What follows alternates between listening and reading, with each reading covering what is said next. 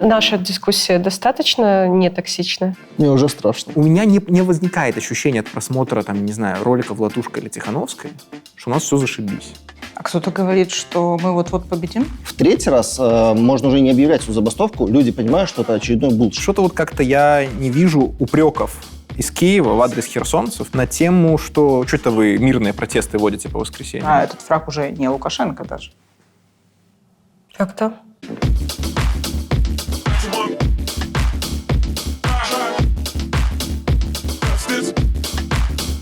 Привет, друзья! Меня зовут Женя Сугак, я главный редактор «Казвилледж Беларусь», и вы смотрите шоу «Мне тоже не нравится». Я хочу сказать вам супер спасибо за ваш фидбэк и комментарии о прошлых выпусках. Я все их прочитала. Обсуждать тему, почему нам не говорят, что мы проиграли, и проиграли ли мы в принципе, может быть, нет. Сегодня со мной будут Артем Шрайбман, политический аналитик, Полина Бродик, координаторка Free Belarus центра, и Антон Родненков, директор Центра новых идей и член команды Виктора Бабарик. Друзья, я предлагаю вам встать сейчас на тонкий лед и пройтись по тонкому льду под названием обсуждение темы «Проиграла ли белорусская революция?», «Проиграл ли мирный протест?» и почему нам об этом не говорят, если это так. Многие белорусы находятся в ожидании какой-то скорой победы до сих пор. Многие демократические лидеры своей риторикой подогревают это ощущение. Если сделать какой-то скриншот происходящей ситуации, то Лукашенко все еще у власти, мы все еще за границей, больше 1000 политических заключенных и еще пару тысяч людей, которые не признаны политическими заключенными, но тем не менее они все равно в тюрьме по каким-то политическим мотивам. Но в то же время санкции есть, изоляция есть, есть подпиленные ножки у стула, который, наверное, через какое-то время должен обвалиться. Так вот, что в нашем случае это проигрыш? Мы сейчас в проигрыше или нет? Мне уже страшно. Ты рассказала все, что я хотел ответить на твой вопрос. Слушай, про определение того, что такое проиграл. Безусловно, протест не достиг своих целей. Ни одной из них, значит, он по определению не победил. Здесь не бывает чего-то посередине, значит, сам протест проиграл. Для этого есть процессы и вторая сторона, режим, власть, который, я не могу сказать, что прям выиграл в результате 2020 года. И нет, он из-за этих событий стал слабее, он стал хрупче, исторически говоря, да. Он, возможно, стал более ершистый, агрессивный, в каком-то смысле монолитный, потому что туда ушли все люди, хоть как-то думавшие иначе. Но я думаю, что не лишне повторить, что это 2020 год, 2022 год, особенно война, они сократили срок жизни этого режима в отношении того, чтобы у него было бы без этих событий. Я уже, знаешь, столько раз попадал в ситуации, когда я говорю свои кажущиеся пессимистическими прогнозы, которые через пару лет оказывались, нифига себе, я был оптимистом, что я не знаю, на сколько лет. Но 2020 год, он, скажем так, он очень сузил все базы, которые есть у режима. Базу поддержки, базу финансовую, базу внешней легитимности, внутренней легитимности. И поэтому эта ситуация, в которой 2020 год, это, наверное, такой lose-lose, да, это когда и режим проиграл в значительной степени, и протест, разумеется, не выиграл. Гражданское общество в разгромленном состоянии, да. Это, как знаешь, Костусь Калиновский, он, наверное, тоже проиграл, да, тактически, но в целом стратегически, когда мы смотрим на это через пару столетий, в целом выглядит все хорошо. Тут же как, наши шансы всех белорусов получить демократическую страну выросли очень сильно, но проблема в том, что риски выросли на данный момент намного больше, да, то есть мы можем получить очень хорошую страну, либо вообще никакой страны не получить, поэтому всем нужно затянуть пояса и дальше продолжать каким-то образом. А что дальше продолжать? Пока большинство белорусов придерживается каких-то демократических ценностей, есть какой-то шанс на то, что у нас будет нормальная страна. Кто-то устает, разочаровывается, это абсолютно окей. Но пока большое количество белорусов хочет этой новой Беларуси, шансы у этой новой Беларуси есть. В целом я не очень сильно верю в какие-то экономические коллапсы. Политически, конечно, может произойти какие-то пертурбации, в первую очередь связанные в том числе и биологически. Да, Александр Лукашенко не самый молодой политик на этой планете, долго уже находится в кресле. Да, с ним всякое может произойти. И тогда система может начать очень быстро меняться и очень трансформироваться. Но если внутри страны будет оставаться большое количество людей, которые хотят демократии, демократия может быть. А если большое количество людей, которые хотят демократии, будет оставаться за пределами Беларуси? Сейчас ведь эта тенденция очень растет. Просто Илья Солей, например, в прошлом нашем выпуске сказал, что это иллюзия, когда ты думаешь, что из-за границы ты можешь повлиять на политический процесс внутри страны. Ты так говоришь, как будто есть хорошая альтернатива. Я не так говорю. Ну, просто это всегда вопрос того, что какие нам опции доступны. Ну, то есть вернуться, сесть, окей. Слушайте, а вы не считаете себя частью этой страны уже? Ну, мне Считаем, кажется, на самом деле, не вижу здесь учитывая дистанцирования. тот процент людей, который выехал оттуда и продолжает работать на благо этой страны, мы, в общем-то, работаем на свое благо все так же. Безусловно, там остаются люди, безусловно, между нами увеличивается разрыв. Но при этом я надеюсь все-таки, что многие из нас потом вернутся, и мы продолжаем развиваться, находясь за пределами этой страны. Поэтому говорить о том, что мы не влияем на нее, наверное, будет немного некорректно, потому что мы влияем на то самое гражданское общество, которое выехало из нее, и продолжаем его развивать. Это раз. Два. Кто нам должен был сказать про то, что мы победили или проиграли? Я не знаю, чешские кукловоды или, может быть, политические силы, представители которых здесь сидят. «Газпром». «Газпром», в конце концов. И опять ты смотришь на меня. Так приятно. Может, я уже тогда должен это сказать просто. Дорогие белорусы, у меня есть к вам обращение. Мы проиграли. Запишите, пожалуйста. Лучше вырезать. На самом Нет, деле, это останется. черт, мы не думали, что столько будет ловушек. На самом деле, я думаю, что нужно смотреть на это немножко более философски, особенно если мы разговариваем в контексте интеллектуального поля Беларуси, а не в контексте активистов, которые пришли в политическую какую-то активность в 2020 году. Для них, конечно, наверное, казалось, что все должно произойти быстро по какому-то мановению волшебной палочки.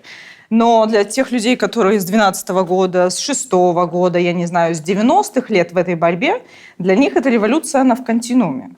И она будет продолжаться дальше. Но, с другой стороны, если мы начнем смотреть на альтернативы, которые могли нас ожидать в случае, допустим, более активного протеста, а потом мы узнаем, что стояли российские войска под границей Беларуси, и мы примерно можем нарисовать себе картинку Казахстана, тогда я не уверена, что нынешняя ситуация казалась бы нам проигрышем. Но про цели, говоря о целях, я думаю, что просто нужно несколько разграничивать краткосрочные и долгосрочные цели. Если мы говорим о том, что мы не победили, потому что мы не свергли власть и не освободили политзаключенных, на тот момент, да, мы проиграли. Если мы говорим про то, что мы двигаемся к демократической стране, тогда я не думаю, что мы проиграли на 100%, потому что прогресс на самом деле в общественном сознании просто феноменальный, на мой взгляд. Сейчас многие люди, белорусы, думают со слагательным наклонением. Если бы, может, тогда надо было все-таки пойти штурмом взять Окрестино. А может быть, тогда нужно было не уходить с улицы в воскресенье и остаться до конца. То есть перебирают в голове разные варианты, переживают, рефлексируют, страдают, что сделали что-то не так, не дожали. Насколько вообще-то слагательное наклонение в этой ситуации имеет место или... ничего невозможно было бы поправить? Мне кажется, во-первых, это максимально деструктивная эмоция. То есть ты сидишь и занимаешься самокопанием, которое не может тебя никак привести ни к чему позитивному.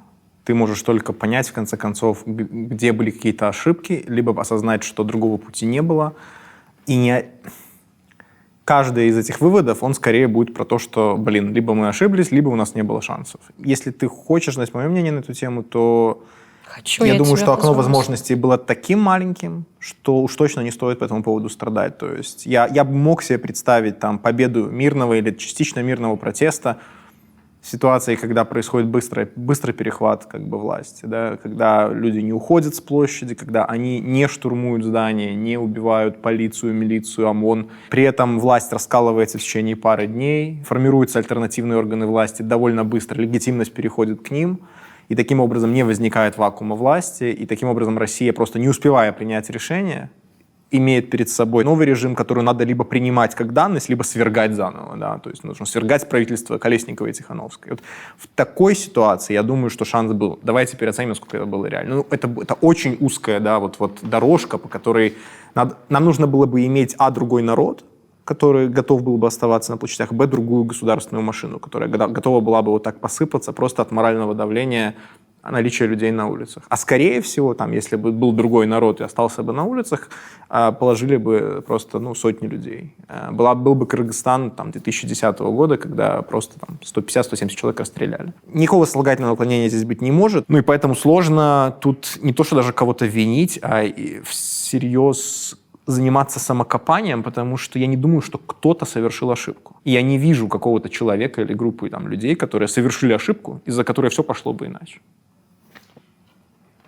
Как я на это смотрю, в целом же белорусское общество достаточно молодое, и опыта не очень много. У нас авторитарная страна, мы очень плохо понимаем, как работает Беларусь. Мы не очень хорошо понимаем, как работает силовой блок. Мы не очень хорошо понимаем, как работает международная политика, как общество. Вот, к примеру, у тебя есть какие-то нарративы, мифы, стереотипы. Вот, к примеру, после 2010 года был стереотип, что белорусы не победили, потому что не было 100 тысяч человек. Вот у нас было 30 тысяч, вот если было бы 100 тысяч, мы бы тогда точно победили. И вот общество это проверяет. Вот общество проверило, вышло 300 тысяч человек на улице в какой-то момент, да, и сейчас общество говорит, ага, мы не победили, потому что у нас не было раскола элит, или потому что у нас не было силового сопротивления. Это просто гипотеза, как мы себе объясняем, почему это не произошло. Именно поэтому я считаю, что когда будет следующий политический кризис, очереди за бумажками уже не сработают, потому что люди что-то поняли. Я могу придумать прямо сейчас 15 сценариев, к чему мог привести силовой сценарий, к чему мог привести сценарий раскола элит, да, то есть может быть все что угодно. Румас мог сказать «я с народом» и мог стать вместе с правительством Тихановской и Колесникова, его могли расстрелять и убить в СИЗО КГБ. Вообще любые возможные сценарии, да? Но мы как-то пытаемся себе объяснить, что же нам еще попробовать как общество в следующий раз. Если же говорить про именно силовой сценарий, было несколько ключевых ситуаций, когда могло развиваться по силовому сценарию. Да? Это убийство Бондаренко, была еще, возможно, радикализация в конце августа, когда протесты были большими. Общество не родило таких лидеров. Вот Артем сказал, что был бы у нас там другой народ, который, например, не уходил бы с улицы. Но, опять же, тут есть еще и такой же стереотип из тех, про которые ты сейчас говорил, о том, что если бы кто-то тогда пришел и сказал «не уходите», то люди бы не ушли, потому что у них не было методички, несмотря на то, что пропаганда думает, что была методичка, о том, как себя вести, потому что мы неофиты в этом вопросе. Я в сентябре общалась с одной украинской журналисткой, которая, конечно же, изначально была на Майдане, и в 2006 году тоже, и приезжала в Беларусь в 2020 году.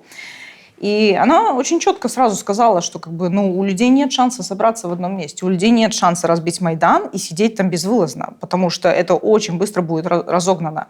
Мы прекрасно знаем о том, что белорусский ОМОН учился как раз-таки по методичкам, вернее, изучал ошибки, как они считали, своих коллег с 2014 года в Украине, и они к этому всему готовились. Мы могли бы там оставаться на улице, не факт, что это получилось бы, скорее нет. Но, что самое главное в этой ситуации, не зацикливаться на этом самобичевании. Прошло уже почти 2 года, камон, давайте двигаться вперед. Потому что если мы будем стенать продолжать, то мы точно ни к чему хорошему не придем. Поэтому сделали выводы, выучили урок, двигаемся дальше. То, может быть, для того, чтобы двигаться дальше, как ты говоришь, нужно сначала понять для себя и для всех, а что сейчас, на каком мы этапе. Потому что если мы по-прежнему будем думать, что мы выигрываем или вот-вот выигрываем, то, может быть, нам будет сложнее двигаться дальше и начать что-то новое, если мы застряли пока немножко еще в 2020 году. А кто-то говорит, что мы вот-вот победим? Долгое, продолжительное время нам рассказывают, что вот-вот улетит самолет, например. Кто это говорил? Что, Антон, прости? Кто это говорил? Ты знаешь, кто? Нет.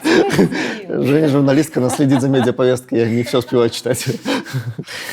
Так вот. Давай, вызывай огонь в себя, ты же хотела. Я не вижу здесь никаких вопросов в том, чтобы произнести, что длительное время Павел Павлович Латушко и состав его команды НАУ говорили о том, что мы работаем на отлет самолета, который уже практически закрылки там открылись. Или, подождите, закрылки открываются, когда самолет садится. Whatever. Наверное, как мне кажется, на демократических силах лежит эта ответственность сказать людям, что происходит в реальности. В то же время мы постоянно в их риторике сквозит какой-то иногда неоправданный, как мне кажется, позитив о том, что, как я говорила, Лукашенко проиграл, Лукашенко уже проигрывает, так комментируется любое действие власти, какой-то факап, репрессии или еще что-то, что они проигрывают, они это понимают. То есть это как Хартия практически, которая 25 лет уже пишет про то, что диктатору осталось 2 месяца. И переворачивает календарь на следующий год. Это fake it until you make it, или что это значит? Мне кажется, вот я даже по себе смотрю, иногда не хватает баланса. И что мне не нравится во всей этой поездке, что либо иногда уходим в религиозную позитивистскую веру, что вот мы уже победили. Хорошо, что протест не победил быстро, да, мы готовы еще. Либо сразу уходим в какой-то срач, да, в самобичевание, депрессию. Это особенно касается экспертного сообщества и так называемых демократических сил. Да. Мы просто из какого-то веера сценариев своей верой в то, что все хорошо, оставляем вот такой вот кусок. Да? Грубо говоря, если мы всю осень 2020 года говорили, что мы уже победили, можно не переживать, осталось это, у нас в сценарии осталось Лукашенко уходит через 3 недели, либо Лукашенко уходит через 3 месяца. Мы не смотрели, а что же будет, если Лукашенко уходит через год, через 3 года. Если бы мы смотрели на это менее, я скажу так, пропагандистски, более трезво, мы бы и решение, наверное, принимали, исходя вот из этого веера сценариев, а не этого веера сценариев. Поэтому здесь первое – это самим понимать, что происходит. Второе – мы общаемся с нашей аудиторией. Наша аудитория нам верит. Мы эту веру не должны терять. Если демократические силы с интервалом в 2 месяца объявляют забастовки, в следующий раз, 3-й раз, а мы боимся сказать, что тот, кто объявил забастовки, говорит какую-то глупость, потому что не хотим показать, что у нас раскол, в 3-й раз можно уже не объявлять эту забастовку, люди понимают, что это очередной булшит, да? Поэтому здесь нужно подходить, стараться избегать вот этой слепой веры, что все хорошо, наша голова крепка, мы пробьем эту стену. И вот это вот самобичевание, что жизнь, тлен, все, учу польский язык, и здесь я проживу всю свою жизнь, а как-то подходить к этому более трезво, потому что если это долгая история, по-другому мы эту долгую историю не сможем пробежать. В какой-то момент мы сломаемся либо на этом цикле, либо на этом, а когда ты относишься к этому все равно с позитивом, в Беларуси без позитива заниматься политической активностью невозможно. Да, это очень болезненный вообще процесс в целом. И до 20-го был, и после 20-го тоже, да. Но вот нужно как-то пытаться нам всем тренироваться более конструктивным дискуссиям, обсуждениям. Без этого не получится. То есть нужно обсуждать, что было не так в 2020 году и в 2021 году. Были ошибки, да, это абсолютно нормально. Как ты сказала, мы были неофиты, у нас нету политтехнологов. Ну, ты уже 10 лет в этом, ты уже мог бы как бы и подсказать. Ну, я же статьи писал, ты же понимаешь. Я очень понимаю, да. Ты как никто это понимаешь, поэтому это немножко другое. Когда ты начинаешь вот так вот, оно там экспириенс Кукловодить. Немного по-другому, да. Ну, ты видишь, Антон хотя бы пошел в политику, а ты продолжаешь статьи писать. Я не вижу вот этого вот, как это даже назвать, шапкозакидательства, да, в формате, что мы победили, или вот-вот мы победим. Мне кажется, такие вайпы, они прошли год назад. С тех пор я ни от одного даже самого оптимистичного лидера или активиста, или там говорящую голову оппозиции не слышал рассказов про скорую победу. Потому что, ну, это бы засмеяли даже свои сторонники, когда протеста нет, когда вы все в эмиграции, когда все ваши соратники в стране сидят. Откуда возьмется скорая победа, и поэтому люди перестали про это говорить. И я имею в виду, лидеры, по крайней мере, кого я вижу, слушаю и определяю как лидеров. Да. Может быть, кто-то продолжает в своих блогах, там, я не знаю, YouTube-каналах рассказывать про победа вот-вот-вот, вот мы уже на самом деле, просто режим должен осознать, что он проиграл, и уйти, и вот в этот момент все наладится. Это практически да? цитата сейчас. На мой взгляд, у этих людей, которые так говорят, происходит такой какой-то дарвиновский отбор аудитории. То есть, мне кажется, их уже слушают только те, кому психотерапия важнее рассказа про реальность. И этим людям они получают за то, зачем они пришли. А мне кажется, вот таких людей уже не слушают те, кто за 2 года устал от баек, да? Вот таких вот как бы заряжателей на скорую победу. Слушай, я могу долго критиковать оппозицию и лидеров демсил, но вот прям за излишний оптимизм я бы их не критиковал сейчас, потому что у меня не возникает ощущения от просмотра, там, не знаю, роликов Латушка или Тихановской, что у нас все зашибись. Да, то есть, что вот у нас все стало как бы... Что они мне пытаются донести мысль, что мы победили, и проблема решена, и осталось просто подождать. Да. Я вижу там людей, которые... Не знаю, сколько они реалистично понимают глубину как бы кризиса, в том числе и демократического движения, но они уж точно понимают, что они не пакуют еще вещи домой. Ладно, давайте вернемся в реальность, да? Сейчас война идет. И мне кажется, все ленты уже и все паблики вот вышеупомянутых, они пестрят как раз сообщениями о том, что скоро победа Украины. Но точно не Беларуси, скорее. А потом мы уже как-то, может быть, разберемся. И все то, что будет происходить в одной стране, будет сказываться на другой и наоборот. Поэтому наши победы, они взаимосвязаны, и мы должны бороться, вот, собственно, на то, чтобы справиться с общим врагом. И, к счастью или к несчастью, я не знаю, этот враг уже не Лукашенко даже. Как-то? Путин. Я просто хотела это услышать, проверить. На всякий случай. Может быть, у нас... Латушка, да? Общий враг. Внезапно было бы, да? Откровение. Повисла неловкая пауза, да? Это можем оставлять и не вырезать. Ни одного слова «латушка» не будет вырезано из этой передачи, даже это. Даже те из этих лидеров, которые боялись произносить фамилию Путин вслух, еще до февраля, господи, боже мой, в середине февраля, мне кажется, мы на эту тему разговаривали, и все таки будет, конечно, все неоднозначно, будет сложно, и тут хуяк. И на самом деле в один прекрасный момент все как бы заняли ту позицию, на которой должны были оказаться. И уже ничего не сложно, уже нету двух позиций, все очень даже понятно. Война, я думаю, тоже сокращает срок пребывания Путина в данном случае у власти. Путинский режим до этого выглядел намного стабильнее, чем режим Лукашенко, очевидно. Ну, то есть там по всем, абсолютно любому критерию, и по поддержке людей, и по богатству, и по просто, не знаю, умению грамотно манипулировать инфопространством, возможностям оппозиции и гражданского общества хоть пробиваться к людям. Да? То есть мы не понимаем и не оцениваем, насколько в Беларуси гражданское общество имеет то, что называется reach, да, попытку, покрытие, да, с белорусского всего остального общества и способность до него достучаться и дойти. В России ничего подобного нет. Там большинство страны живет абсолютно в пузыре, в котором у нас живет очень небольшое меньшинство телезрителей. И поэтому то, что происходит сейчас с Россией, по сути, да, это не может быть стабилизирующим фактором для России, для российского режима. И также мне сложно представить, как режим Лукашенко может очень долго выживать в том позитивном сценарии, в котором Украина или победила, или хотя бы эта война достаточно ослабила Россию, чтобы она не могла больше проецировать свою вот эту имперскую мощь. Да. И поэтому, в книжках, в учебниках истории вполне вероятно будет написано, что 20-й год раз, да, одна отметка, 22-й год вторая отметка, которые стали такими моментами занепада всей этой нашей авторитарной братьи постсоветской. Слушай, да, но с другой стороны, ведь этот процесс вот этой деградации, он может длиться еще очень долго. Мы молодые.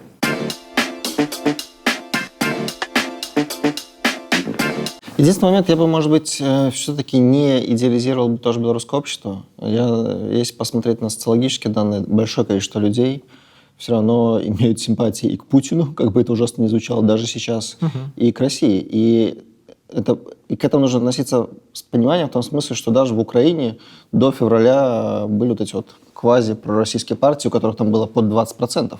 И это после Крыма, после войны. Да? То есть вот эти вот ценностные штуки, они сменяются очень долго. И по примеру Украины мы видим, что они сменяются очень болезненно. Ну, ты согласен, что белорусское общество от российского в этом смысле отличается? И, естественно, белорусское общество намного более здоровее в этом смысле, и оно потребляет информацию, то есть независимые СМИ намного сильнее, да. Сейчас, я думаю, именно стратегически важнее независимые СМИ даже, чем политические акторы, да, потому что независимые СМИ – это то, каким образом мы транслируем наши ценности на широкие слои населения.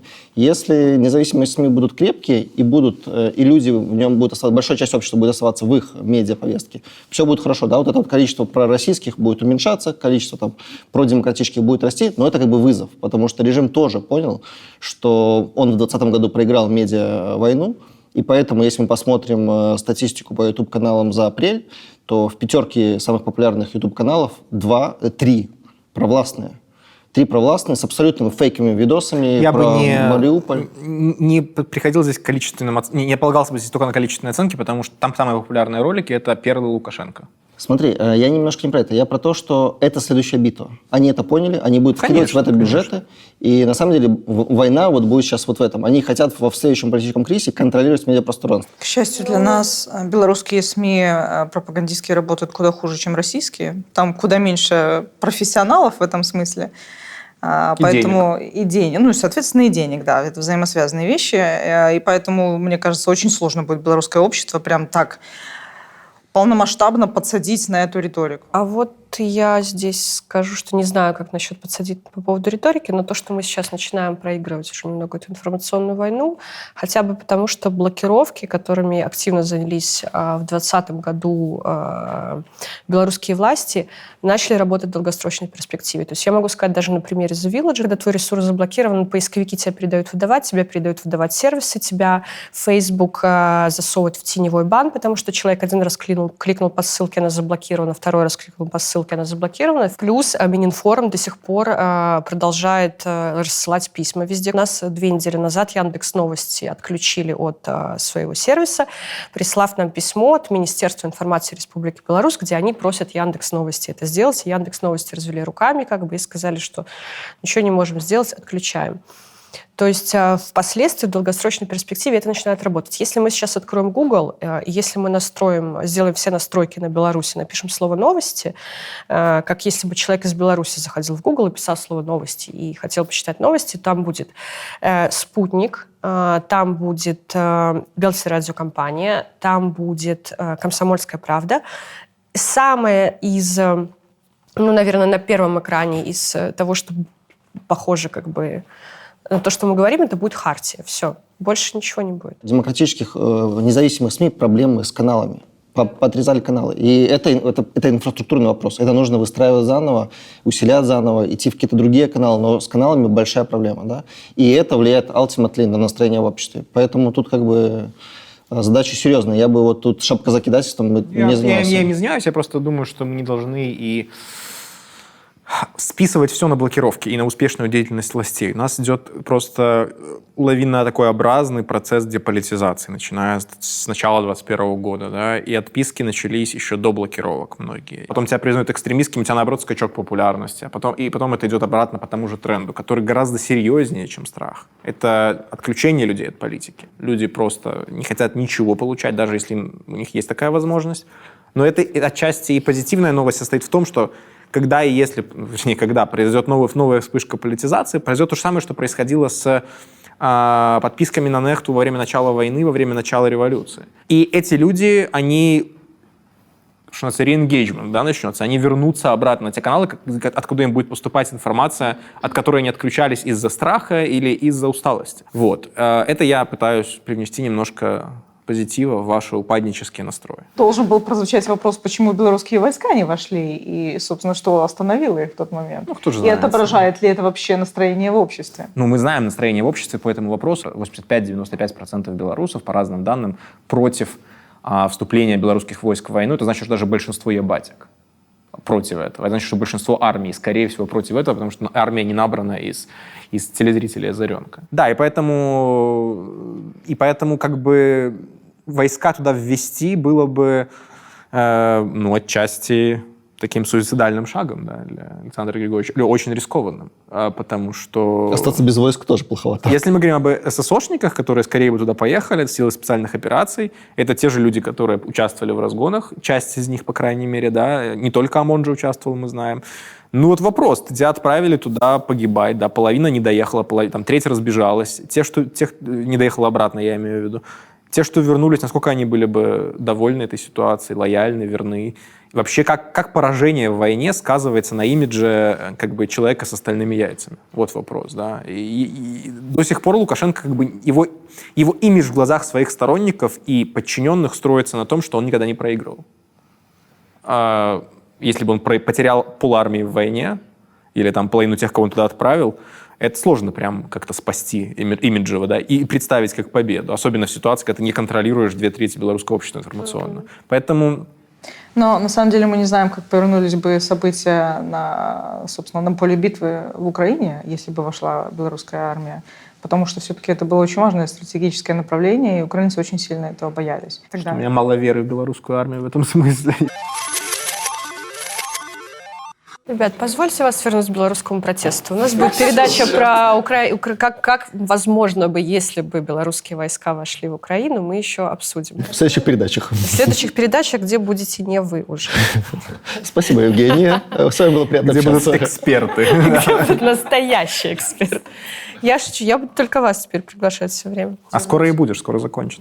Ты говоришь, Полина, про Украину часто. Ты в Украине прожила какое-то время, много общалась, социализировалась. Украинцы часто высказывают мнение белорусам о том, что мы плохо провели вообще свое мероприятие под названием «Белорусский протест». О том, что мы с цветочками ходили, когда нужно было ходить с чем-то другим, что мы перед лавкой разувались, когда нужно было эту лавку сносить к хренам. Говорят то, что у них есть свой соответствующий опыт, в котором они вышли из этого опыта победителями, поэтому на нас они иногда смотрят свысока. Что отвечать им на это? Обожаю эти вопросы, постоянно слышу. Но на самом деле, во-первых, конечно, если начинать анализировать, сравнивать обстоятельства политические, экономические, социальные, культурные, то мы найдем не так много общего в той ситуации, которая была в Украине, и той, которая была в Беларуси. Мы знаем, что Украина была осторожна в своих действиях, очень сильно осторожна после 2020 года. Они это всегда аргументировали тем, что, конечно, они волнуются по поводу своих национальных интересов и безопасности, и это понятно, это вполне аргументированный ответ. С одной стороны. С другой стороны, вот мы говорили про то, что, наверное, вам стоит диверсифицировать все-таки поставки нефти, и не только в Беларуси ее закупать. А они говорили, нет, нам так дешево. И что мы видим сейчас? Сейчас мы видим некоторые проблемы с этим всем. На самом деле, я думаю, и я обычно так и отвечаю, что нет смысла мериться. Кто победил, кто проиграл, кто там, я не знаю, больше шин сжег и так далее.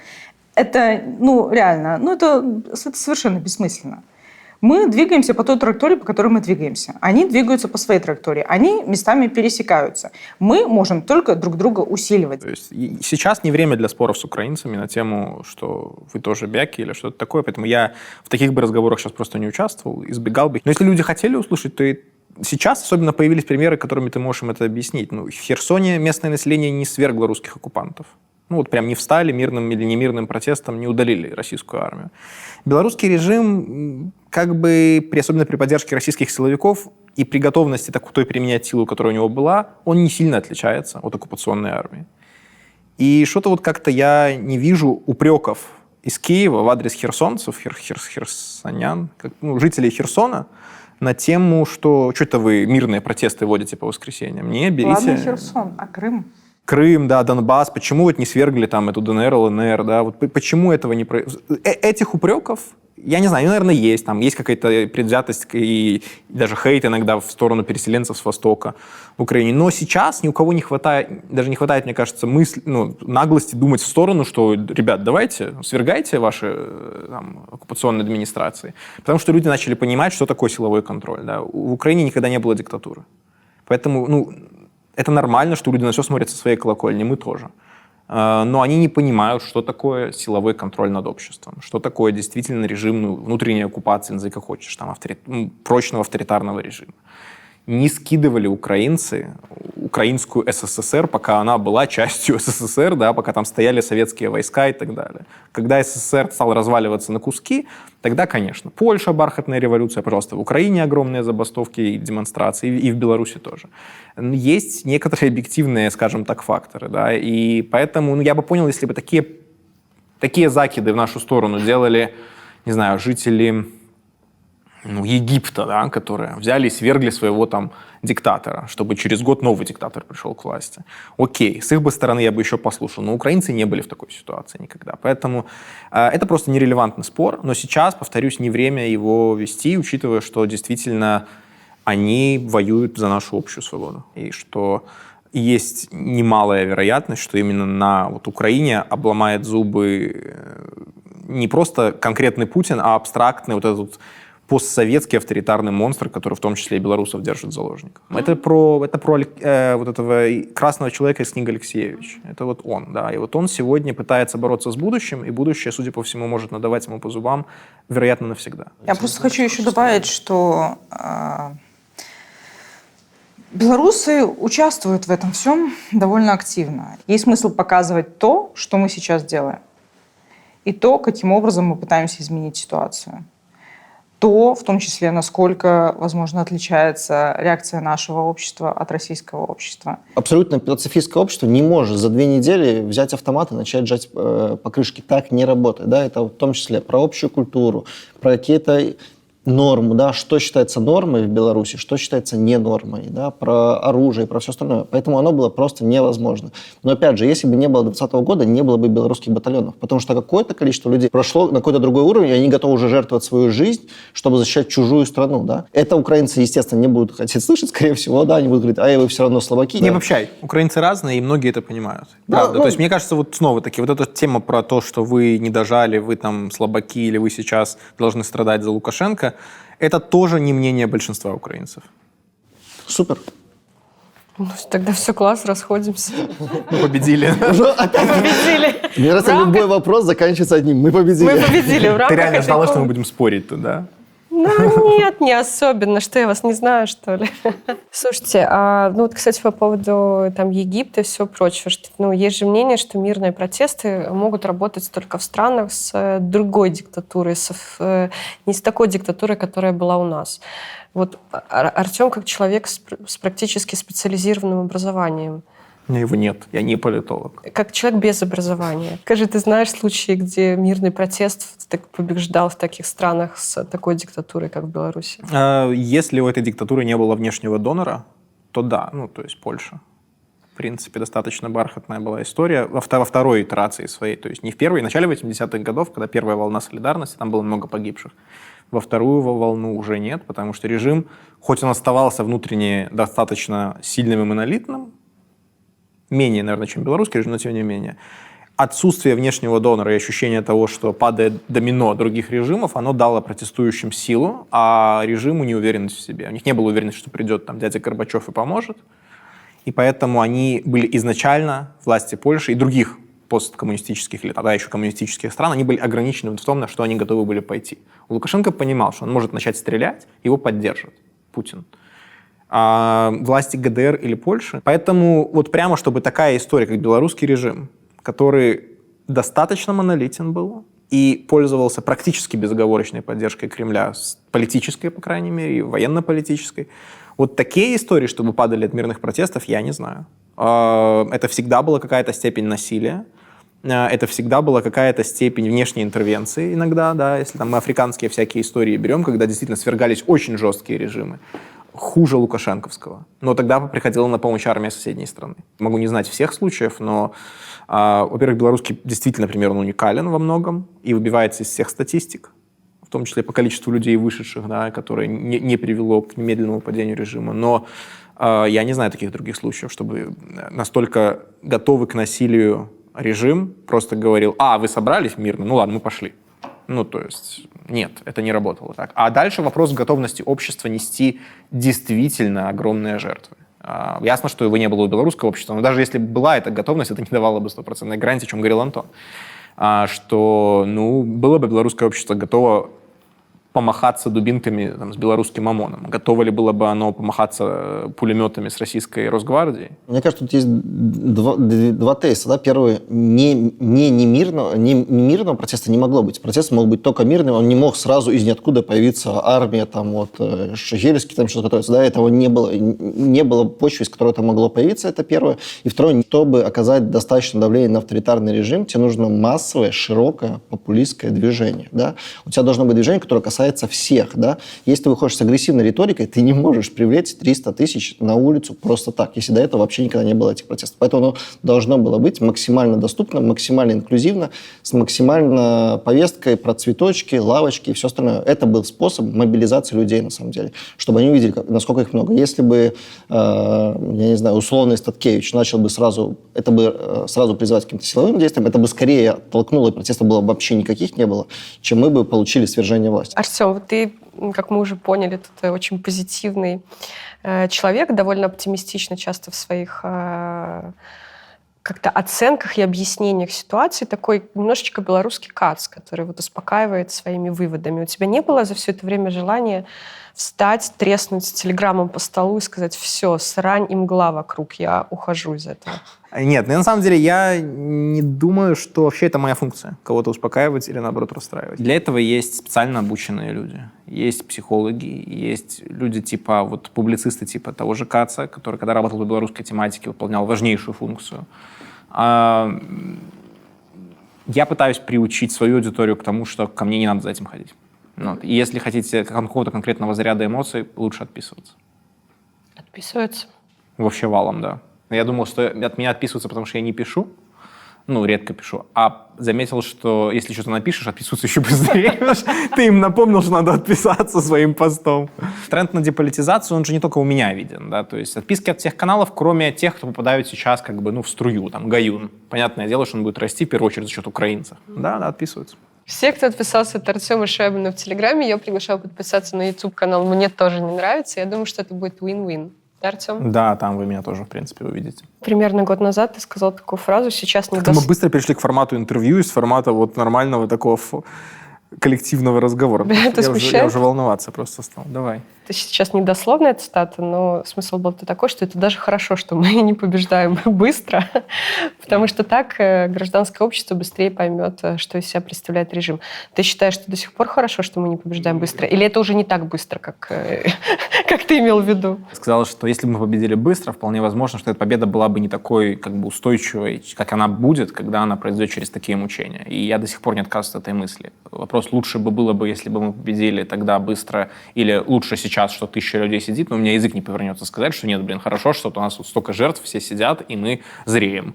И, конечно, нет. Ничего в этом прекрасного и хорошего нет. Вполне вероятно, что из доступных нам вариантов нынешний не самый худший. И через 10 лет, оглядываясь на него, мы, возможно, увидим, что благодаря этому периоду боли, страданий, депрессии, вынужденной эмиграции, посадок и всего остального, белорусское общество, не знаю, спаслось от чего-то другого. От русских танков, может быть. Да. А я просто пытаюсь во всем искать позитив все еще для себя. Возможно, это особенность моей психики. Это у меня привычка, возможно, родилась с моих военных сборов, когда нам всегда на все отвечали, что, ребят, да, у вас не работает один туалет. У нас на сборах вообще туалета не было. Мне кажется, мы все белорусы за последние пару лет этому научились, потому что я весь предыдущий год все свои какие-то неудобства мерила с тем, что сейчас происходит с людьми в тюрьме. Любое. Если я мылась под холодной водой в ледяной ванне зимой, потому что в Киеве отключили горячую воду, а такое было, я думала о том, что вот Саша Василевич в камере, у него там вообще воды нету. И, в принципе, как бы работает, но, с другой стороны, может быть, как-то заниженное совсем создает у нас ожидания от нашей действительности. И дальше вопрос, что для тебя приоритет? Собственный психологический комфорт в моменте или заряжание себя на изменения вокруг ситуации? Я склонен делать выбор в сторону рационализации ситуации для себя. Наверное, если так решат все и будут себя мерить по бабарика, которого там посадили в ШИЗО, да, наверное, общество просто демобилизируется максимально. Сегодня вообще сложно на что-то жаловаться, когда в Украине война. То есть прям совсем. То есть что бы ты ни сказал про свою жизнь, это будет смотреться смешно в сравнении с детьми в подвалах Харькова, Мариуполя и так далее. Жека, как мы ушли от темы, что мы опять побеждаем? Какое-то опять каким-то страданием, мучением. Даже тональность поменялась. Мы уже побеждаем. Мы решили напоминать об этом каждые 10 минут программы для того, чтобы... Вдруг не забыли. Хорошо, давайте обсудим еще такую чувствительную тему, как переговоры. Когда это слово звучит из уст Светланы Тихановской, люди относятся к нему довольно лояльно. И, в принципе, воспринимают, наверное, правильно. Когда слово «переговоры» звучит из уст, например, нашего товарища с Антоном Ивана Кравцова на интервью Еврорадио, то вызывает просто cancel Ивана в комментариях. Я хочу проверить... Полину, давай. Не обстрелянная еще. Полина, да. Проверить на Шрайбмане, Бродика и Родненкова, как сейчас переговоры будут людьми восприниматься. Начинайте, Антон. Я снимаю с себя вообще ответственность. Совершенно. Потом будут говорить, что мы слово женщинам не давали в эфире и трындели просто с Антоном на двоих. Почему люди относятся плохо к слову переговоры, я думаю, все понимают. Никто не хочет проигрывать, никто не хочет... Сразу ассоциируется со сливом протеста. Эти жертвы, мы заплатили большую цену, люди в тюрьме, люди в эмиграции. кто-то пришел сливать протесты. Ну, то есть это нормальная психологическая реакция. Лукашенко сейчас не понимает, что ему нужно будет заплатить большую цену. Он не хочет опускать большое количество политзаключенных. Без большого количества политзаключенных, очевидно, Европейский Союз, никто в Европейском Союзе ни на какие переговоры не пойдет. Лукашенко слишком токсичный, он этого не понимает. Хочет, естественно, как обычно, сымитировать процесс, обдурить Европейский Союз, получить отмену санкций, за это ничего не заплатив. Это базовый сценарий. Но есть другие сценарии. Как я уже до этого говорил, белорусский народ, белорусы – это, собственно говоря, наша опора демократии. Если белорусы не будут хотеть демократии, не будет никакой демократической Беларуси, вне зависимости от того, будет там Бабарыка на свободе, Тихановская, Павел Латушко и все остальное. Ну, а если как-то объяснить и успокаивать людей, простых людей, которые слышат слово «переговоры» и думают о том, что мы столько страдали, мы столько всего потеряли, мы столько всего лишились для того, чтобы случились какие-то переговоры, где с ним договорятся. Да, политзаключенных выпустят, но мы откатимся к тому, что было до нашего вот этого протеста. Что можно объяснять этим людям? Как их можно успокаивать? Этого не будет просто. Ну, то есть никакого возврата к ситуации до 2020 года быть не может. То есть ни власть не забудет своих уроков, да, которые она вынесла. Зачем ей давать свободу гражданскому обществу сейчас? Чтобы что? Никогда условием Евросоюза не было хороший климат для деятельности Центра новых идей и еще 100 центров в Беларуси. Никогда такого не было условия на столе переговоров. Почему белорусы должны прям забыть и вернуться вот это в состояние такое блаженного 19 года с, там, я не знаю, с урбанистикой, белорусизацией и прочей, как бы, и прочими вышиванками в надежде, что режим как-то и поменяется в хорошую сторону, если было уже видно за последние 2 года, что из чего режим состоит, из каких людей он состоит. Поэтому это еще наименее вероятный сценарий из всего, что у нас вообще есть. Я понимаю, что все боятся в процессе быть надуренными, как много раз до этого. Многие считают это предательством. В стране огромная поляризация с точки зрения не только провластного электората, но и опросы показывают то же самое про электорат демократических сил, про протестный электорат. Он тоже поляризуется. И поэтому как Светлана Тихановская или Павел Латушко или кто-то другой сможет прийти к своим избирателям, или даже не так, к своей аудитории в соцсетях и на Ютубе и сказать: господа, мы меняем нашу позицию, мы за переговоры, они не могут этого сделать. То же самое, поэтому и Лукашенко не может сейчас сказать: я начинаю новую белорусизацию, когда у него его электорат теперь стоит почти целиком из сторонников русского мира.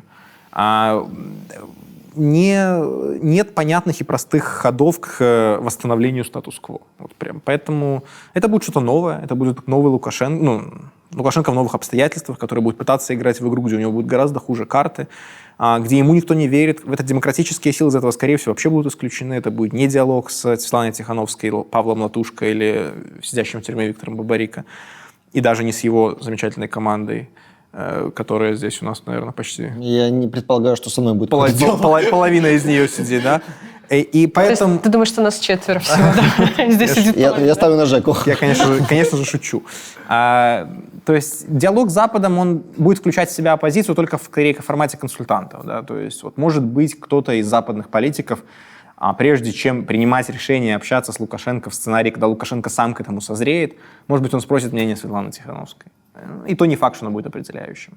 Я бы здесь просто не брал слишком много эмоций вот на нас, на гражданское общество, да, коллективно на белорусский народ, потому что я боюсь, что ситуация зашла так далеко, что до момента, пока белорусский народ снова станет игроком в этом уравнении, должна будет произойти какое-то ослабление режима по другим причинам. Вот. Окей. Сори, если я кого-то расстроил. Я на самом деле согласна с этим. Но интересно еще и то, что, по примеру Украины, написали за тавтологию, мы сейчас видим, что украинское общество не то чтобы очень негативно относится к идее переговоров с Путиным. Да? То есть чем выше жертва, которая несется за то, что происходит, тем больше желания любым путем это остановить. Потому что, когда вопрос стоит о том, что тебя просто сейчас завалят под Азовсталью, наверное, ты согласишься, чтобы они поговорили и тебя выпустили, чем нет. И чем выше эта цена, чем выше эта цена, тем в обратную сторону может поворачиваться это общественное мнение. Но если Лукашенко отпустит 500 человек, я не думаю, что электорат даже Санника, то есть даже самый радикальный электорат скажет, что плохо, что отпустили 500 человек.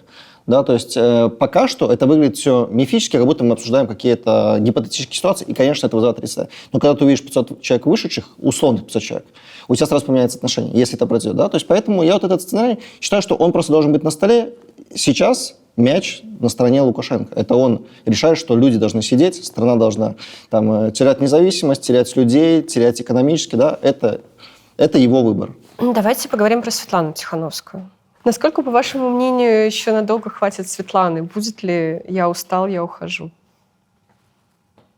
Я понимаю, что это, наверное, нужно спрашивать у самой Светланы. Ну, я могу сказать по своим ощущениям, да, то есть я с ней достаточно близко, ну, не то чтобы супер близко знаком, да, то есть, но я с ней общаюсь на «ты». И среди всего прочего, мне кажется, она человек, у которого есть ощущение ответственности, долга, и она так это воспринимает. То есть, мне кажется, даже, я думаю, ей тяжело сейчас, но несмотря на это, она все это делает. Поэтому я не думаю, что будет какой-то момент, где она скажет: все, политика мне надоела, и я ухожу. Она выглядит как боец, и я думаю, она будет оставаться вот в этой битве. Да? Более того, я думаю, что иногда там в интервью там, Светлана, тут остальные говорят, что вот когда все, демократия произойдет, она исчезнет или там пойдет заниматься какими-то другими делами. Я думаю, что и после, условно говоря, победы демократических сил она будет оставаться в политическом поле тоже активно. Вопрос, конечно, насколько это все затянется и насколько вообще рациональным будет оставаться в политическом поле в изгнании. Потому что, вот помнишь, я у тебя спрашивала на подкасте, не станет ли Светлана Поздняком? И ты тогда сказала нет. Пора задавать вопрос, не станет ли Поздняк. Именно, да. Мы понимаем, что речь идет наверняка там, о годах, там минимум, наверное, о 3 годах, а то и больше. И будет ли рациональное зерно в том, чтобы заниматься вот той политикой, той адвокацией, которой они сейчас занимаются, я вот не знаю, не уверена до конца. И я думаю, что нужно просто в какой-то момент себе признаться и перестать бить себя в грудь, если пройдет 10 лет, и сказать себе, ну, давайте сейчас свою энергию направим на что-то более созидательное. Это же, собственно, то, с чего я примерно и начинала, когда нужно останавливаться и перестать бить себя в грудь. То есть в твоем временном континууме это 10 лет, правильно? Женя, а в твоем это сколько? А здесь вопрос, Антик, задаю я. Опять. В моем я не знаю, я тоже хотела вас про это спросить. Жека, я думаю, в твоем 10. В моем 10. Светлана действительно, мне кажется, тоже довольно ответственным человеком, поэтому никто же не требует от нее каждый день быть в эфире. Можно просто снизить свою там, интенсивность присутствия в медиапространстве. Можно как-то менять риторику и фокусироваться на только теме политзаключенных, на каких-то гуманитарных вопросах. Но я вижу скорее, что она уйдет со сцены, там, или она, или ее структуры, и вообще все политические сегодняшние структуры с появлением чего-то нового в самой Беларуси. Например, предыдущее там, поколение оппозиции, оно в значительной степени ушло с авансцены, потому что туда пришли вот, трио женское, Бабарика до этого, Цепкало, там, Тихановский и так далее. И кто-то, может быть, и следующее поколение оппозиции абсолютно новое, откуда-то возьмется, откуда мы сегодня даже не видим, да, с заводов, лидеры типа там Лех Валенса белорусский. И эта волна как бы собой в каком-то смысле смоет предыдущее поколение. Это возможно, но это будет означать, что в Беларуси вернулась динамика, а не все зачахло и сдохло. А так-то какие у нее стимулы будут уходить? Да? Это же не Рада БНР, которая находится в изгнании и просто как бы держит эстафетную палочку в надежде когда-то передать легитимность БНР новому правительству, да, демократическому. Они занимаются вполне понятной там функцией. Да, они, по крайней мере, штаб Тихановской, репрезентируют, представляют белорусское протестное движение или демократическое движение в мире. Но у людей есть некоторые претензии к Светлане, на мой взгляд, какие-то несправедливые. Не знаю, в чем, как вы думаете, есть претензии или, может быть, к ней претензии у белорусов?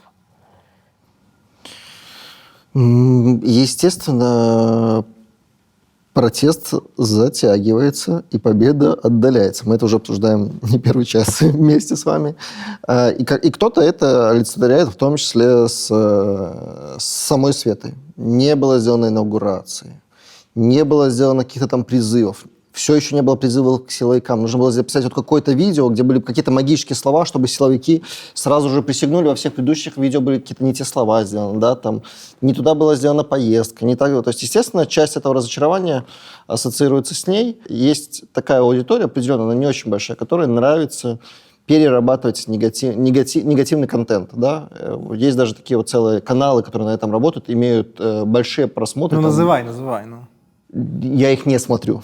Ну, давай, ну что, надо Какие добавить каналы? перца в этот Ну, соглашательский Скучный эфир. эфир. Мне надо, к примеру, условный господин Санников, да? Он делает такой контент негативный, неприятный. Но есть какая-то категория людей, которым это нравится. Эта аудитория, на самом деле, не может становиться ни больше, ни меньше, она очень ограниченная. Поэтому не имеет смысла убеждать Санникова, что Светлана Тихановская хороший лидер. Да? Его рынок вот в негативе, он будет все равно делать негатив. Не было бы там Тихановской, то другой, он все равно делает этот негатив, у него такой вот жанр. Да? Поэтому к этому нужно относиться спокойнее, хотя я понимаю и могу представить, что для самой Светланы это очень неприятно. Потому что я уверен, что она воспринимает, что она дает всю энергию, и ладно, ее критикуют там условно озаренно Кашпаковский и Ебальский с телевидения, но когда еще условные демократические силы начинают тебя подкалывать, давить, наезжать, пытаться что-то отжать, это, конечно, очень неприятно. И вот когда я говорил в самом начале, мне кажется, нам нужно от этого стараться, самодисциплина, стараться меньше делать токсичного контента, меньше токсичных каких-то дискуссий. Наша дискуссия достаточно нетоксична? Я не знаю. Посмотрим по комментариям. Ну, на самом деле, я думаю, что просто у нас есть большая проблема с патернализмом, который все еще очень сильно давляет над нашим обществом. И есть большой запрос на сильного лидера или лидерку, которые сейчас придут и мигом решат все наши проблемы. Это будет демократический лидер, но он все еще будет за нас все решать. И мало кто признается себе, что на самом деле Светлана точно такая же, как и все они, по большому счету. У каждого в тот момент, более или менее, был шанс стать на ее место. Ну там, прояви они инициативу.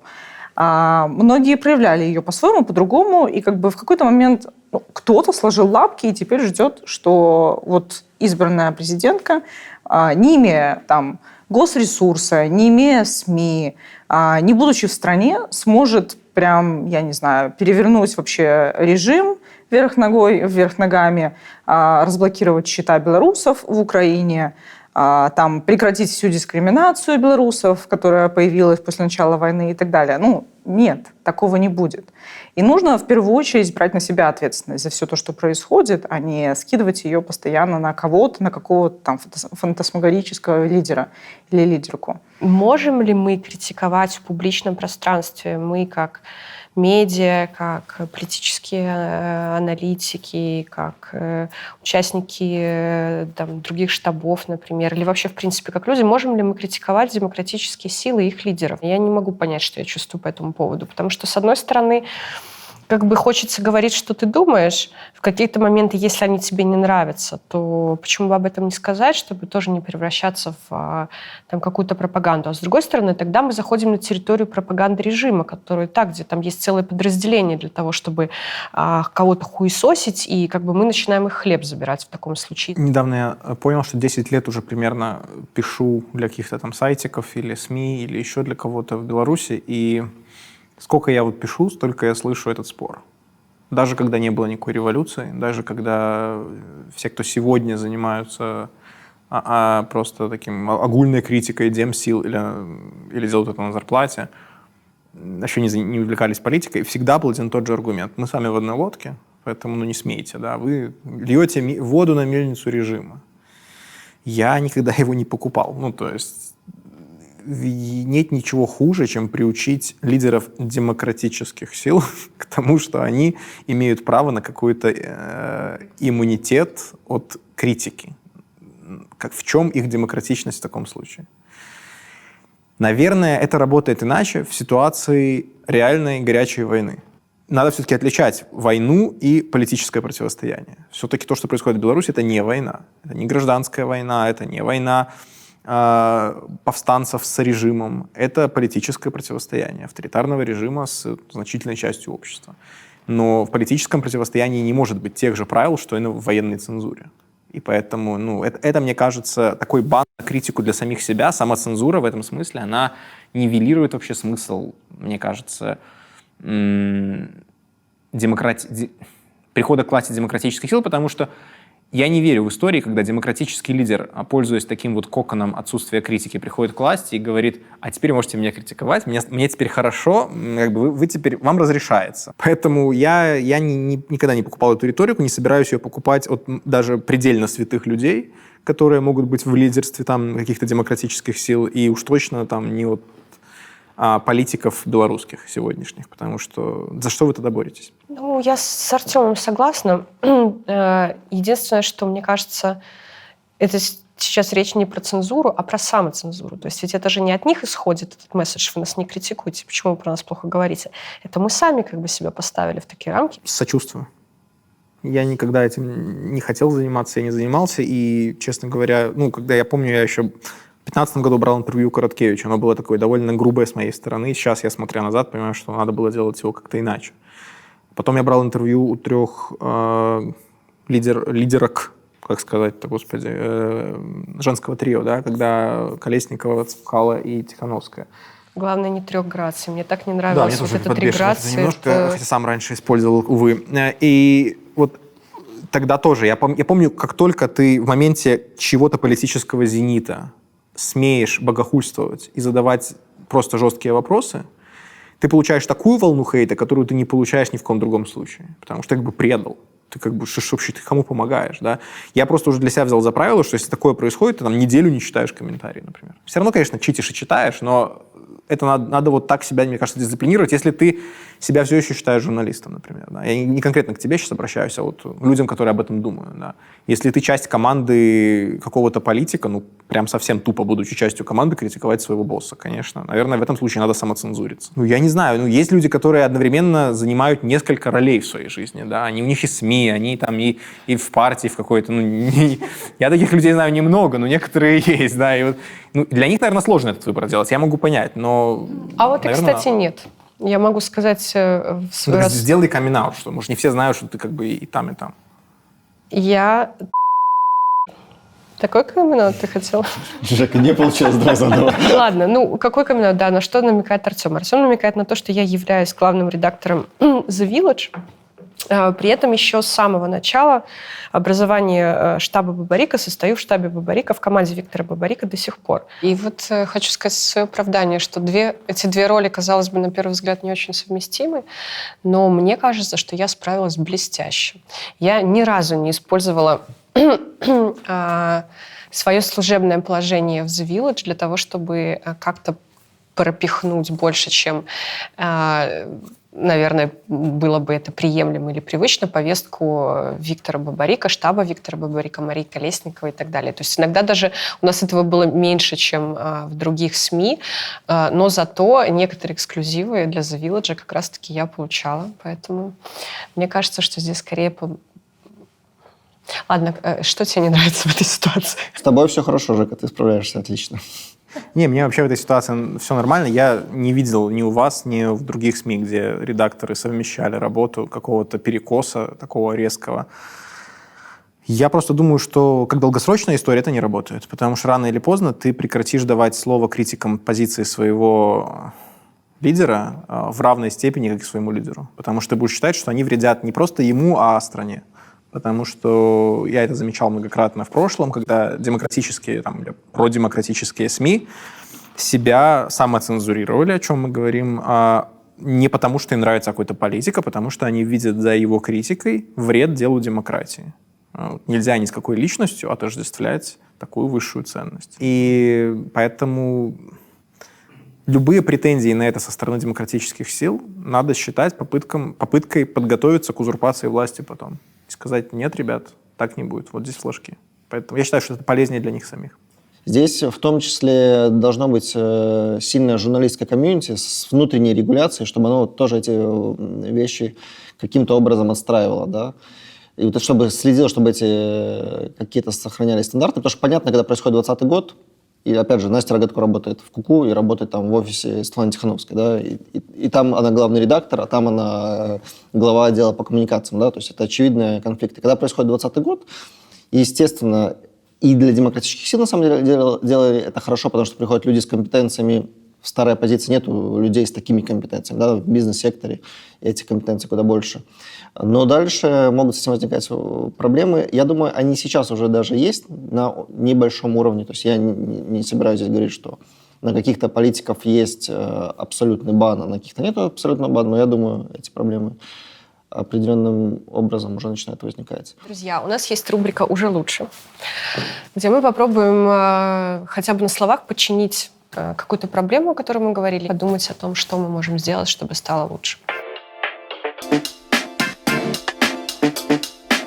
С какими месседжами людям нужно сейчас оставаться, что им нужно понять и принять для того, чтобы они каждый день или там, не знаю, несколько раз в неделю не находились в постоянной рефлексии насчет того, что с ранним рак, мы проиграли, мы в эмиграции, или мы в Беларуси, здесь очень плохо, это все было зря, может быть, даже не нужно было пробовать, что у нас не получилось, почему мы не сделали это, почему мы не сделали то, в чем была проблема, а кто виноват. Раньше всегда у белорусов была такая особенность, как мне кажется, что мы, когда вот кто-то уезжал за границу, он как будто бы исчезал, да, мы были такая вот страна абсолютно закрытая. Нам сейчас нужно учиться, что есть люди, которые в стране, и у них одни проблемы, да, есть люди, которые выехали, и у них другие проблемы, но они все, ну, или большая часть из тех и из других все равно хотят, чтобы Беларусь была демократической страной, да, то есть выстраивать сюда вот какую-то инфраструктуру в диаспоре, эта инфраструктура в диаспоре должна существовать не просто сама для себя, в том числе я помню, что есть какие-то белорусы внутри, и им пытаться помочь. Мне кажется, важно, чтобы у нас была здоровая атмосфера внутри общества. Несколько вещей. Мы не пришли к тем результатам, которых ожидали,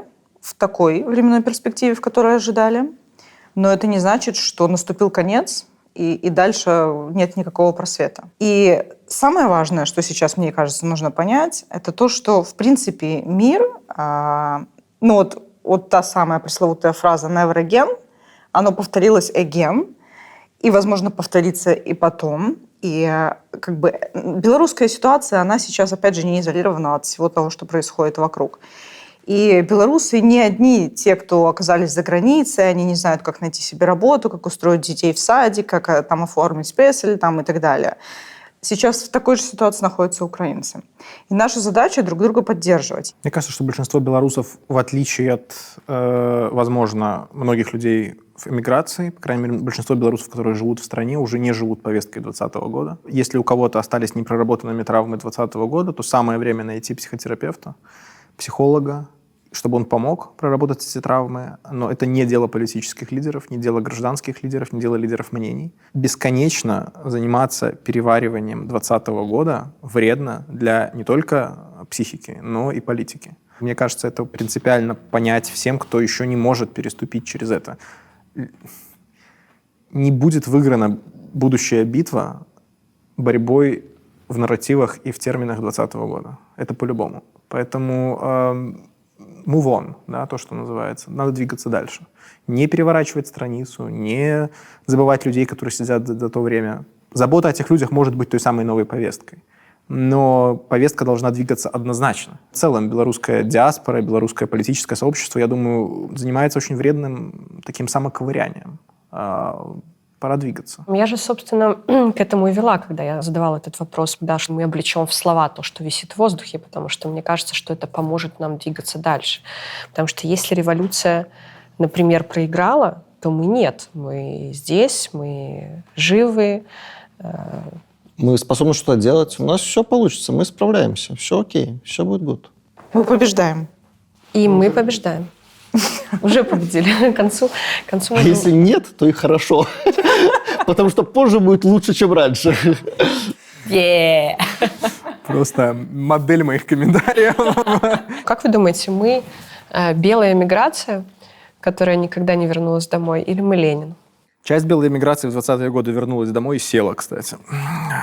Их там заманили некоторых. Я думаю, что мы больше про польскую, кстати, историю. Когда после первой подавленной волны солидарности часть ушла в подполье, часть уехала лидеров, и очень скоро они вернулись. И часть из них возглавила страну, и часть из них сегодня находится по разные стороны польских политических баррикад, обвиняя друг друга в том, что ты коммунист, а ты фашист. Вот. Я думаю, что мы ближе к этому, но посмотрим. Посмотрим, что будет с самой страной, потому что риски независимости, они, к сожалению, возрастают. И поэтому гарантии того, что Беларусь будет таким же автономным пространством через 20 лет, через 10 лет, у меня нет, конечно же. Поэтому уж точно мы не в этом смысле не белая эмиграция, потому что с той стороны этого железного занавеса или чего-то там другого уже не крепкий молодой большевистский режим, который вот прям набирает обороты, делает ядерную бомбу, выигрывает войны и так далее. Там абсолютно тряхлеющий авторитаризм, который, какое-то время может продолжать на инерции там агонизировать или существовать, и это время может растянуться на непозволительно долго для тех, кто сидит в тюрьме. Но это же не значит, что мы находимся на другой траектории. А эта траектория все туда же, в яму. Многие белорусы задаются вопросом сейчас, что это все было зря, так это все зачем было, может быть, не надо было тогда и начинать. И человек, который вышел из тюрьмы какое-то время назад, отсидев там довольно продолжительное время, ответил на этот вопрос, что нет, все равно нам обязательно нужно было попытаться. Попытка вышла, в принципе, неплохой. Что, опять же, думать и отвечать? Что отвечать людям, которые задаются этим вопросом, для того, чтобы они сформулировали для себя какой-то ответ и успокоились, и приняли, и выжили с ним? Что, это было все зря? Мне кажется, конечно же, нет. То есть, как я уже и говорил, то есть общество развивается, оно становится более взрослым. Переходы к демократии во многих странах были куда более трагичными, чем пока что идет до сих пор у нас при всех этих десятках тысяч людей, которые прошли через тюрьмы. Я не верю в то, что если бы не было 2020 года, в какой-то момент бы режим решил сам стать более демократичным, и вот надо было просто подождать. 2020 год начался еще раньше. В 2019 году режим никого не пропустил на парламентских выборах, убрав даже абсолютно карикатурных демократических кандидатов в виде Анисим и Конопадской. Не было никаких реформ. То есть режим показал до 2020 года, что никаких изменений не будет. Без давления авторитарные режимы не меняются. Да? Наше общество получило очень важный опыт, благодаря которому мы можем двигаться дальше. Поэтому у меня даже к самому себе не бывает вопросов, а зря это было или не зря. Конечно, нет. Я за это время поменялся, я стал взрослее, я стал по-другому видеть жизнь, понимать эту жизнь. Я понимаю, что до этого я очень часто жил в иллюзиях. И у нас, как у общества, еще впереди очень много вот этого опыта, который мы даже не знаем, какой он будет. И он будет и тяжелый, и хороший. Но жизнь твоя становится более полной. Мы выходим в взрослую жизнь, как государство, как народ. У нас в штабе летом 2020 года был прикол, который назывался «Перемога иммиграция». И Антик обновлял несколько раз в день этот статус. Вне зависимости от того, что происходила какая-то мелочь хорошая. И Антик говорил: «Жека, перемога!» Потом через 2 часа он мог мне написать «Иммиграция». Так вот, Антон, сейчас на данный момент перемога или миграция? Конечно же, миграция, Жека. Мы же в миграции находимся 100%.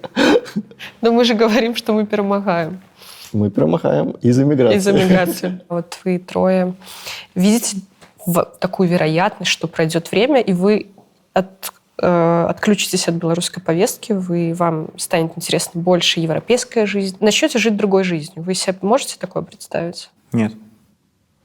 Тут такие змагары собрались, что... А что мы еще умеем? Мы ж не айтишники. Пользуясь риторикой, лозунгами российских ватников, мы можем повторить? Следующий политический кризис будет другой контекст. Высока вероятность, что будут другие политические акторы, поэтому оно будет по-новому, оно не будет точно так же, оно будет по-новому. Но оно будет, это вопрос времени. Если это будет с этим режимом, если следующий политический кризис будет с Лукашенко, то я себе слабо представляю людей, которые еще раз пойдут становиться босиком на скамейке, надеясь, что второй раз это принесет какой-то другой результат. То есть я думаю, что шансы на то, что будет мирный протест против Лукашенко массовый, они меньше, чем то, что будет насильственный в этом смысле. Я не говорю, что и то прям нас обязательно ждет, но поэтому ответ на твой вопрос скорее нет, чем да. Я думаю, что wording matters, и вряд ли нам стоит использовать подобные формулировки, то есть без «но» не стоит. Просто действительно, мы вот в последние 2 часа разговаривали, о том, что мы развиваемся, мы двигаемся вперед, у нас просто вот такой вот непростой путь мы выбрали. Но это ж нельзя откатить назад. То есть даже те люди, которые разочаровались, они уже все равно приобрели определенный опыт. И когда приоткроется новое окно возможностей, я надеюсь, все-таки у каждого появятся какие-то флешбеки, приятные, позитивные воспоминания, которые потом будут трансформированы в действие. Хорошо. Спасибо, друзья. Спасибо вам за этот интересный разговор. И я напоминаю, что мы как побеждали, так и побеждаем. Ребят, спасибо, что посмотрели этот выпуск. Пожалуйста, делитесь своим мнением в комментариях. Чье мнение вам ближе? Артема, Полина, Антона, а может быть даже мое. И подписывайтесь на канал, мне тоже не нравится.